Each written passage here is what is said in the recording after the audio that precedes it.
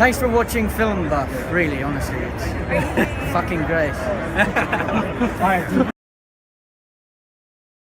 Oh, hello, how's it going, guys? My name is Film Buff. Alright, man, so today I'm checking out the final 3 episodes of Season 1.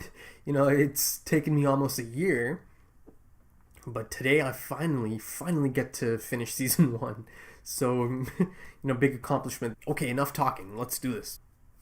Before I get into the episode, though, huge shout out to all my amazing patrons. Thank you so much for your amazing support. Thank you for sticking around.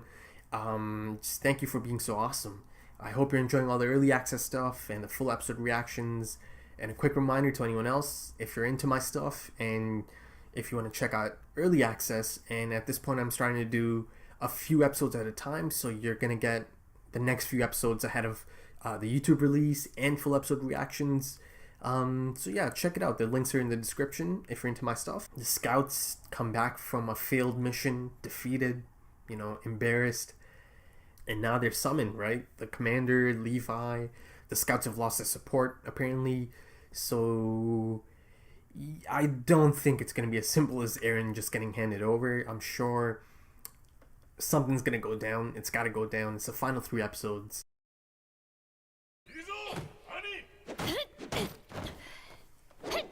さすがは俺の娘だ。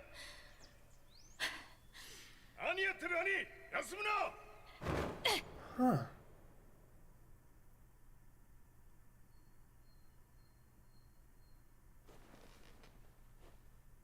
Flashback? Is it showing me some of Annie's build-up?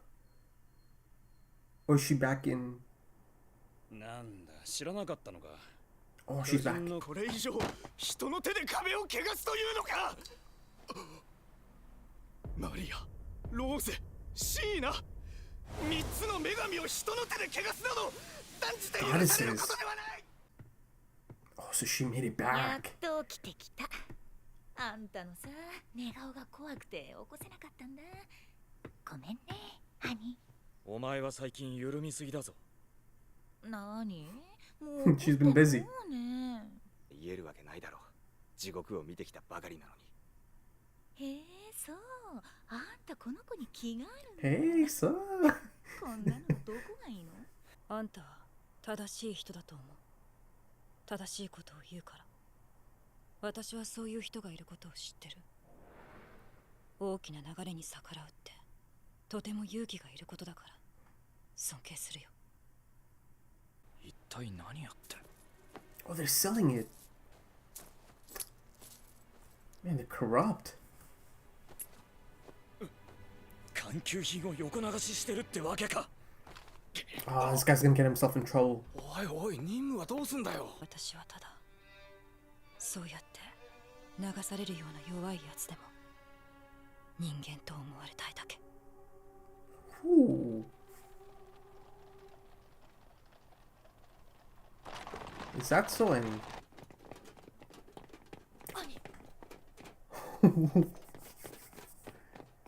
This is it.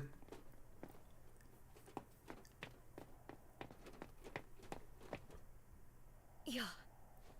もうすっかり憲兵団だね。アルミ。 This is it, man. This is it. The moment. Armin knows. Armin knows. ハニー、お願いだ。このままじゃエレンは殺される。あんたさ、私がそんなにいい人に見えるの？いい人か、それは。その言い方はあまり好きじゃないんだ。だってそれって自分にとって都合のいい人のことをそう呼んでいるだけのような気がするから。全ての人にとって都合のいい人なんていないと思う。だから兄がこの話に乗ってくれなかったら、兄は僕にとって悪い人になるね。いいよ。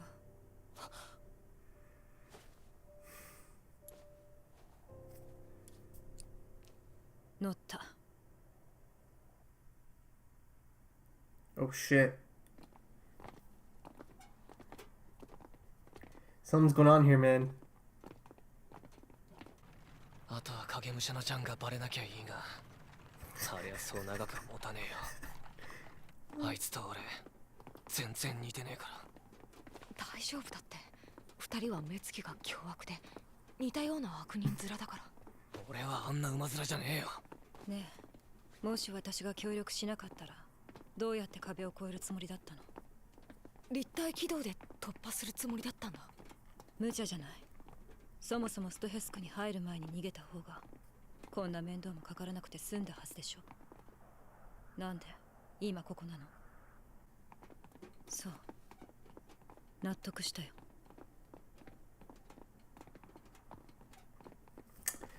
あそこだ。 It's a trap. It's gotta be. I mean, Armin knows. There's no chance. ここ。うん、ここを通る。昔計画されてた地下都市の廃墟が残っているんだ。 Underground city. 兄、なんだお前。まさか暗くて狭いところが怖いとか言うなよ。そうさ。 She's not going down 怖 there. いんだ。あんたみたいな勇敢な死に急ぎ野郎にきっとか弱い乙女の気持ちなんてわからないだろうさ。大男を空中で一回転させるような乙女はか弱くねえよ。いいや、私は行かない。そっちは怖い。地上を行かないんなら協力しない。 Uh-oh.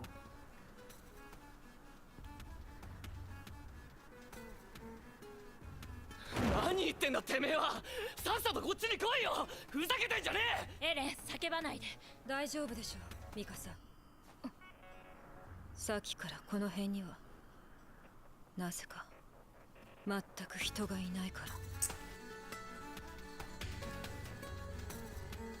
ら。 Oh shit. 傷つくよ。一体いつからあんたは私をそんな目で見るようになったの？アルミ。 Enemy. 兄、なんでマルコの立体起動装置を持っていたの？ Oh, look at that. He was actually checking it out back then. そう、あれは拾ったの。じゃあ生け捕りにした2体の巨人は兄が殺したの？ Sunbeam. さあね。でも1ヶ月前にそう思っていたんならなんでその時に行動しなかったの？今だって信じられないよ。きっと何か見間違いだって思いたくて、そのせいで。でも兄だってあの時僕を殺さなかったから、今こんなことになっているんじゃないか。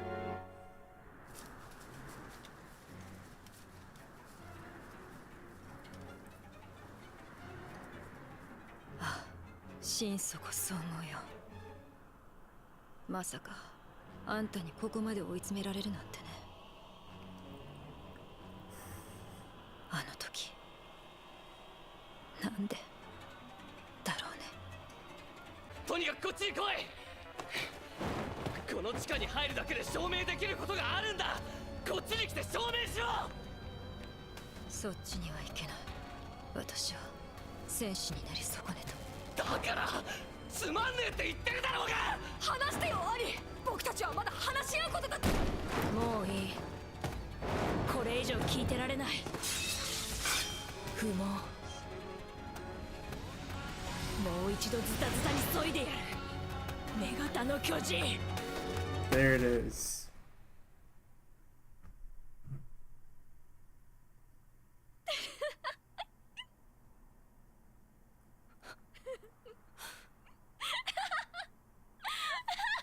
Hell?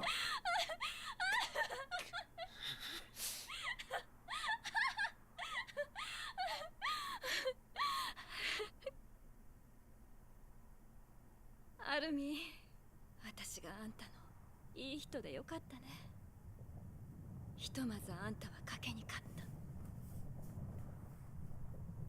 た。でも私が賭けたのはここからだから。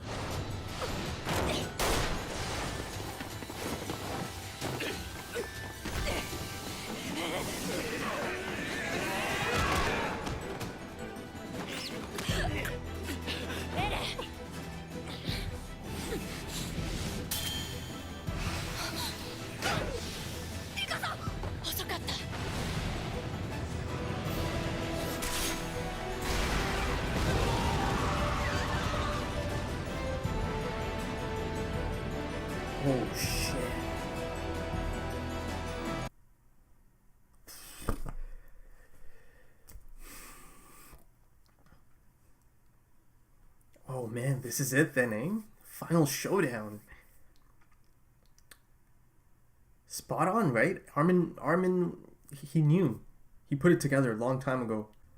Oh, man. So there it is, man. I officially get the confirmation that it is Annie. Come on. I've known this since episode 17, right? But now it's out there. It's out in the open. It's official. It's Annie. And yeah, man, that ending there. Damn, that was creepy. You know, her just, because I've seen her before this crazy laughter and red cheeks and like just this demeanor. I've never seen her like that. She's always so like chill and like stoic, and nonchalant. Like she doesn't react to anything. Her reaction remains the same. A bit similar to Levi. But damn, that was creepy, man. That was eerie. I didn't know what to make of that. Like, is that just because she's relieved that she doesn't have to hold this information in anymore because she's been found out? Like this huge pressure off her shoulders of holding this in, for a long time now. They tried stopping her. They got it for a second, but of course, she has that ring. She cut herself. And it seems like it's not just Eren's trigger. It's her trigger as well. Now, it feels like she has much more control in terms of calling upon this transformation, right? Now that also comes down to the fact that she is much more experienced, and she clearly has a goal, an intent in her mind, so she can get it done quick. The last time Eren tried, he struggled, right? In that flashback, and it was that spoon that kind of triggered it. Speaking of spoon, I guess metal, right? There's a bit of a pattern going on here now. The spoon, made of metal, I'm guessing. The ring, I'm guessing it's metal. The cannonball, I guess the cannonball is metal, right? So I'm not sure if that's just a coincidence or if the metal has some part to play in these transformations. There is this electrical surge that kind of happens as the transformation is about to go on, going all the way back to episode 1, right? Colossal appears and there's that lightning strike, and that's prominent. That lightning strike and the presence of this electrical surge has been present throughout Eren's transformations and Annie now, and Colossal. And the thing here is that both Eren and Armin still had hope. Now, well, Armin didn't, Armin knew it's her. At first, Eren, he was still at this point still not ready to believe. At that point, Eren still had doubts. He thought this still could be part of some kind of joke, over the top joke. And he's like, you can prove something by coming down here. And then even Armin told her, just, come down here, prove something right now. So they're still trying to help her. So right till the end, both of them tried, they tried getting her on their side. And, maybe there's a solution to this problem. That's their thought process, I thought. Mikasa, on the other hand, she's like, enough of this shit. She was ready to cut her down. She was the one that kind of, dropped it. A female titan. I'm ready to cut you down again. They hadn't given up on her. Not quite like Mikasa. And, one of the big talking points is that this has happened now, right? She is in this situation now because she let Armin go back in episode 17, right? She let Armin go. And she said she still doesn't quite know, why she did that. I believe, she did that because she does have a human side, right? She respects Armin. She cares for Armin. They've shown me scenes to, show me that.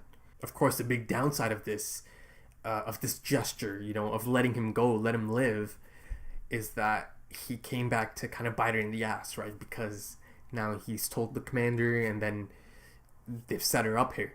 And speaking of Armin, indeed, he knew this for a long time now. In episode 17, to me, it was quite clear that he suspects that it's Annie. I mean, there's too many hints, too many things that someone like Armin is not going to miss, right? He's not going to miss that. I mean, I don't mean to be arrogant, you know, but I do feel a connection to Armin. I feel like I relate to Armin, you know, so by the time he actually meets Annie out there in the field in her female Titan form, it probably just, you know, confirms it for him. He still had the hesitation because he just wanted to be wrong about it. Of course, he didn't, you know, he didn't want this to go down like this. He wanted to be wrong, but like he's too smart to be wrong. He knew, he picked up on it. He picked up on all the different things. But yeah, you know, Annie knew that, you know, this is a trap. She put it together. You know, she mentioned that the area has been cleared, and there's a pull-out shot of all the scouts just kind of, you know, hanging back, hiding, in civilian clothing. And you know, she did say it hurt. That she's been cornered like this and trapped, and I think she asked Armin, at what point did you start thinking of me like this? And her initial no to going down there, really, you know, it rattled Eren, because Eren didn't expect, you know, this kind of just a definitive nope, I'm not coming down there, because I feel like, you know, right till the end, he just didn't want this to be true. He thought it's gonna be a joke, some crazy joke. And, you know, he wanted Annie to prove something just by coming down here. But, like, it hit him because he still, you know, he still wanted to believe that there's good in Annie. And I do believe there is. You know, there's so many different things going on that tell me that she's not, like, this crazy person that just wants to, you know, kill humans. You know, I'm going to get into that in a bit. But, you know, Eren thought there's more to it than that she still got good in her. Though defining good in this show is kind of tricky, right? So much to learn still. I still don't even know the reasoning. I don't know Annie's reasoning for this. I don't know the reason the Colossal and the Armored do this. I'm most definitely not sold on them just you know, exterminating humanity. It's not that simple. There's, you know, this show is too smart. I think this show is too smart for it to be something just that, you know, clear cut. And speaking of that, you know, speaking of these reasons, basically that goes into my next point perfectly, and it, you know, and let's just go right to the top of the episode, the flashback. There's still so much I don't know, and these flashbacks really get me excited because they give me a piece of the puzzle. They give me a chance to look at something or look at someone in a different light. In this flashback, I get to see Annie, a younger Annie, training, and this is her father training her. So the question here is, you know, is her dad, or, you know, was her dad a prominent figure in the military police or in the scouts or just any level of the government? You know, and right from the beginning, from an early age, he liked having Annie in peak physical condition, in peak fighting shape, and, you know, just ready, getting her ready for something. But on the flip side of that, it is possible that her dad might be someone else entirely, you know, in terms of his occupation or his standing. It's totally possible it might be the opposite, and he has nothing to do, you know, with the, you know, with the government and, you know, protecting the walls and being part of these regiments, you know, scouts or any of those, you know, but he's still getting her ready for something, you know, doesn't let her rest, and he's really pushing her. So, but yeah, you know, it's such a short, quick flashback. It's a bit tough to extract much else from it, but, you know, this is episode 23, and I know they don't show me anything just randomly, especially the flashback. So there's a reason for this that just makes it even more intriguing. It makes any situation even more intriguing to me. But yeah, man, I am not ready to just blindly hate Annie. You know, I think that's illogical. I think hating her blindly just because, yes, she's killed people, you know, and of course she was the cause of one of those really sad moments this season, episode 21, decimated the Levi squad. You know, of course that sucked. It sucks that it had to go down like that. But I do believe that she only kills people that are actively trying to bring her harm. I feel like she doesn't kill humans just for sport. And she was definitely on a mission, you know, in that, you know, that arc I got, 17 to 22, those episodes. She was definitely on a mission. But yeah, man, I am not ready to just blindly hate Annie and the female Titan. How can I possibly hate her if I don't even know of her reasons, her motivation? I mean, the Levi squad is actively trying to kill her, right? And finish her off. So she's gonna kill them, right? She's gonna defend herself and go on, you know. And I believe she was on a mission, and the mission was to get Eren. She failed, of course. You know, she can be ruthless if needed. Did she choose to be in this situation? Did she choose to have this ability? You know, Eren didn't. As far as I know from the information I've been given, Eren didn't choose to have that ability. His dad injected him. Eren didn't know what the hell's going on back then. His dad did, but Eren didn't, you know, actively choose to be in that situation. And now I'm pretty sure that Annie got the same serum at some point. So yeah, I don't know how she got into all of this. That's going to be exciting to find out. I'm not sure if I'm going to get those answers anytime soon. I'm not even sure if you guys know yet, but, you know, those are the answers I need.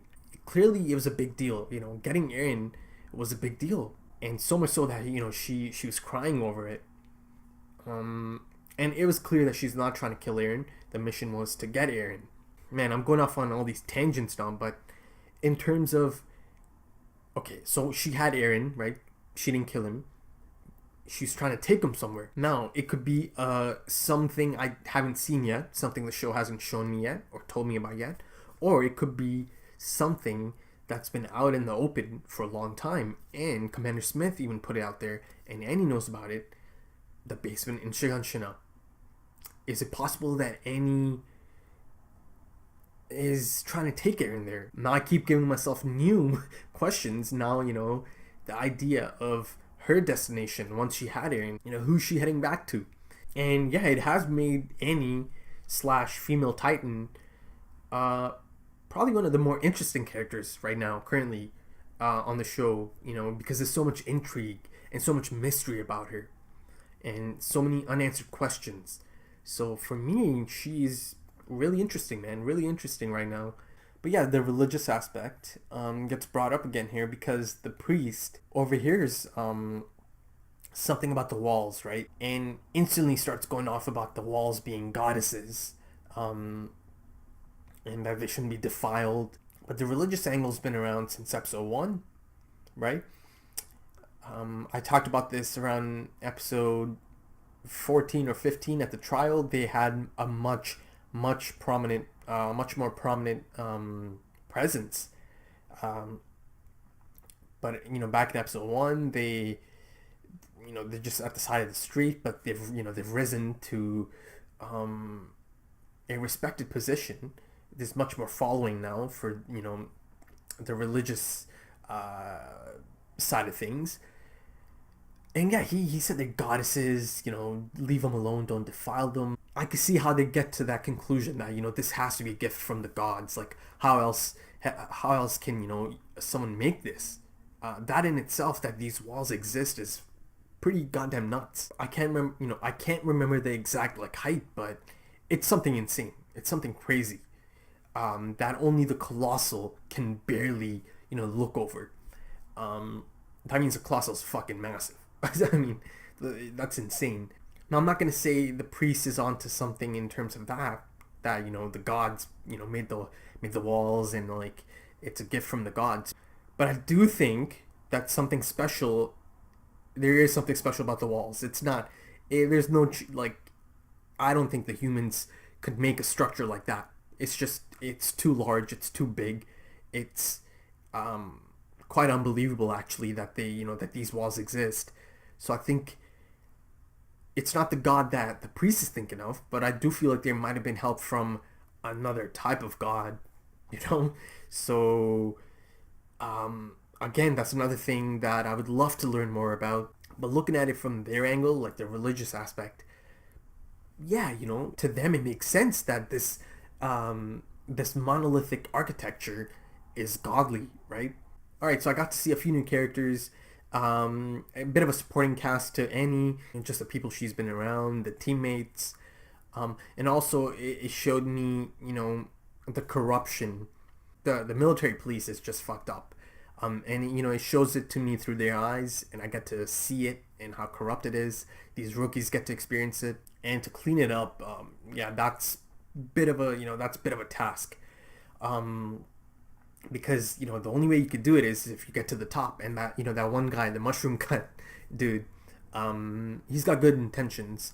You know, he said, you know, he wants to get to the top and clean it up, but that's the problem though. You know, the system is corrupt. You're not gonna get to the top. You know, it's not gonna allow you to rise to the top. And again, another scene kind of confirms that Annie does have respect for Eren, right? She's talking about how she respects people that go against the flow, against the grain, honest people, you know, because that's tough. People that have honest feelings and honest intentions. Because this guy, again, I can't remember his name, but he has a mushroom cut. He kind of reminded Annie of Eren. And, you know, as she's speaking, there's quick flashes of Eren, so she respects Eren. You know, and later on, it shows me that there are still things that Annie stands for, and that she likes to take a stand against. He has a chance to shoot them, pick up the gun and shoot them, and she said, "Do it. You know, I'm not against helping you." Now, another reason I think that she didn't completely have control, you know, over the whole getting this Titan ability, is because, you know, she says something really interesting. Because the mushroom cut guy, you know, he said that maybe he's just another piece of shit, or I think he said scum, another piece of scum that's just getting, you know, that is just kind of getting swept, you know, by the flow, and you know, can't really go against the flow, you know. And she said that she would take that just to be seen as a person. So she does want to, you know, identify as a person and feel like a person and be treated like a person. I think that's quite telling. You know, who knows how long she's had this what seems to be a curse. You know, I feel like it's a curse for Annie to have this Titan ability. Alright, so finally, the big moment, man. Armin comes face to face with Annie. I've been thinking of this moment, the potential meeting, you know, what happens once they come face to face. You know, I've been theorizing about it. I'm sure Armin, you know, leading up to this, he's been, you know, theorizing and going through different scenarios. Annie was quite surprised to see him. That, you know, that bit of a shocked look on her face to see Armin, because, you know, perhaps at this point she was thinking of this as well. You know, maybe she was thinking, okay, now, you know, I let him go back then. If he comes back, you know, and I come face to face with him, what happens? You know, and it looked like she was quite shocked to see him. So, big moment, man. I've maintained since episode 17 that Armin knows, and yeah, he knew, man. Again, like I said before, there's too much information for him to not figure out that it's Annie. You know, Armin is he's too quick. He's just not gonna miss all these things, and he knows. And back then, he was gonna tell Reiner. This is episode 18, right after episode 17, female Titan fight. He was gonna tell Reiner to go tell Commander Smith. He kind of presents this made-up plan to, you know, to save Eren, help him escape. You know, it takes some time, but he gets Annie to agree. And, you know, and he drops some of his deep thought process, you know. She just posed a simple question: do you think I'm that good of a person? But he, you know, he didn't think it was a clear-cut answer to that. It's not just a yes or no, night and day type thing. And, you know, as he's explaining his take on things, you can see he's struggling. The shadows, you know, sometimes they'll do like the eye, they'll do shadows under the eye and the shadows on the forehead.